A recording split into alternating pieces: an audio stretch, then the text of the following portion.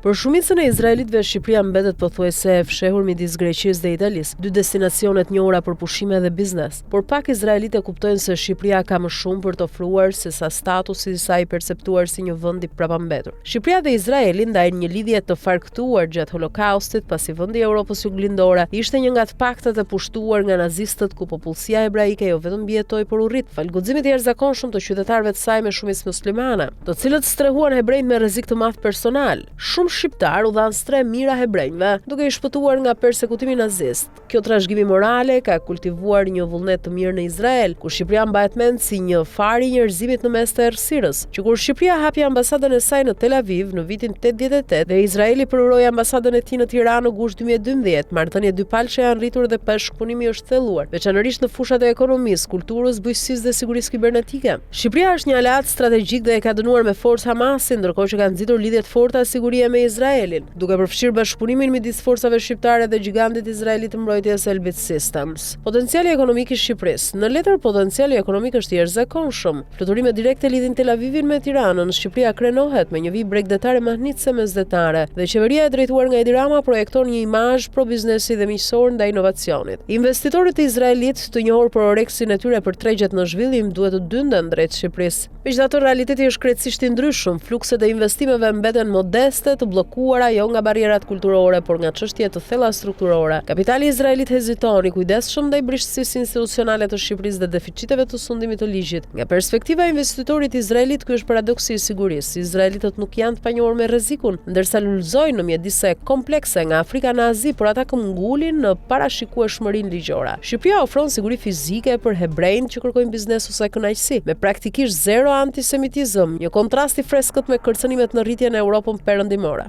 Megjithatë, peizazhi i biznesit duket i pasigurt nga ana ligjore. Rrjetet e vazhdueshme kriminale dhe institucionet e dobta gjyqësore i bëjnë asetet të cënueshme. Projektet e mëdha po ndalen për shkak të frikës se kontratat mund të shpërbëhen në një sistem të rrënuar nga paparashikueshmëria. Ky hezitim amplifikohet nga konteksti më i gjerë gjeopolitik në Ballkan. Procesi i pranimit të Shqipërisë në BE po ecën përpara ngadalë, por politika e brendshme shton shtresa pa sigurie. Marrëdhënia e kryeministrit Rama me administratën amerikane të presidentit Donald Trump është përshkruar si e ndërlikuar me retorikën anti-BE të Trump, që ngrehie mbi peizazhin zgjedhor të Shqipërisë dhe përpjekjet e integrimit. Për investitorët institucional izraelit që japin përparësi stabilitetit afatgjat, një paqëndrueshmëri e tillë ngre flamuj të kuq. Në qendër të kësaj krize janë problemet e sundimit të ligjit në Shqipëri të mishëruara nga normat alarmante të paraburgimit. Një shifër marramendse, rreth 62% e të burgosurve janë në paraburgim, më e larta në Europë, duke nxjerrë në pa një sistem të mbështetur në burgosje të zgjatur pa dënim. Struktura speciale kundër korrupsionit dhe krimit të organizuar SPAK, e cila synon të shtrënjos korrupsionin, përballet me akuza për tejkalim të kompetencave gjyqësore, duke u shndërruar në një mjet për manovrim politik. Për investitorët e huaj, kjo rryen besimin. Një kuadër ligjor që shpërfill procesin e rregullt ligjor minon vetë themelet e marrëveshjeve të sigurta të biznesit. Si ndikon pasiguria? Kjo nuk është abstrakte. Keni parasysh Ilir Metën, ish presidentin që vizitoi Izraelin në janar 2020. Ai përqafoi ngrohtësisht ekipet e shpëtimit të IDF-s që ndihmuan vendin e tij pas tërmetit shkatrues të vitit 2019, duke u dhënë atyre medaljen e artë të shqiponjës prestigjioze në shenjë mirënjohjeje. Kredencialet pro-izraelit Metës janë të patmet, të rrënjosura në lidhjet historike të forcuara nga deklaratat e miqësisë midis Ramës dhe kryeministrit Benjamin Netanyahu në vitin 2015. Megjithatë, sot ai ndodhet në paraburgim një viktimeve të sistemit që synon të sigurojë drejtësi. Paraliza shtrihet edhe te kryetari vizionar i Bashkisë së Tiranës, Erion Velia, arkitekti i sinergjisë urbane Shqipëri-Izrael. Velia e modeloi në mënyrë eksplicite ringjalljen e Tiranës sipas Tel Avivit, duke e quajtur atë Tel Avivi i Ballkanit, një qendër inovacioni, kulture rinore dhe rritje të nxitur nga teknologjia. Ai krijoi lidhje me kryetarin e Bashkisë së Tel Avivit, Ron Huldai, në cilin e quan mentor, duke e takuar disa herë për të shkëmbyer ide mbi transformimin urban. Vizioni i Veliait shkoi më tej, ai ftoi kompanitë izraelite në zonën e zhvillimit ekonomik të Tiranës, zonën e lirë ekonomike të parë të Shqipërisë në Kashar, e pozicionuar si një parajs pa taksa për firmat e teknologjisë, automobilave dhe digjitale. Teda ofron përjashtime nga TVSH-ja dhe dogana të thjeshtuara për të anashkaluar burokracinë. Gjatë javës së teknologjisë Tiranë-Tel Aviv, Velia u bëri thirrje startupeve izraelite të krijojnë seli rajonale atje, duke premtuar një port të pandërprer drejt Europës. Por që nga dhjetori ky vizion është ngrirë. Velia ndodhet në paraburgim prej disa muajsh, duke filluar nga shkurti i vitit 2025 mes akuzave që kritikët i quajnë për ndjekje politike, edhe pse gjykata kushtetuese e Shqipërisë rrëzoi shkarkimin e tij në nëntor 2025 duke e rikthyer në detyrë pas asaj që ishte shndërruar në një përvojë të vështirë nëntmujore, ai ende mbetet i ndaluar të marrë pjesë fizikisht në mbledhjet komunale. Raportet nga firma ligjore ndërkombëtare si Casuez dhe Mishonderia e detajojnë këtë si një rast të hakmarrjes politike të synuar duke minuar proceset demokratike. Ironia është therse kryetari i bashkisë që u bëri ftesën firmave izraelite tani nuk mund të nënshkruajë lejet e tyre. Për një drejtor ekzekutiv izraelit që synon Tedan, kjo është pengesa përfundimtare, qeverisja nga një qeli duke penguar ëndrrën e Tel Avivit ballkanik. Shqipëria zotëron historinë, gjeografinë dhe vullnetin strategjik për të bërë partneri kyç i Izraelit në Ballkan. Por vetëm vullneti i mirë nuk do të mjaftojë. Kombi i bizneseve të reja nuk mund të lulëzojë në një komb të mbyllur ku mbretëron pasiguria ligjore. Për të nxitur bumin ekonomik, Shqipëria duhet rivendosë urgjentisht sundimin e ligjit, të normalizojë praktikat paragjyqit, sigurojë një proces të rregullt ligjor dhe të rivendosë plotësisht udhëheqës si Veliaj. Vetëm atëherë potenciali mund të përkthehet në fitim duke shndërruar kurthin e Tiranës, një urë të lulëzuar midis dy kombeve elastike. Shkruar nga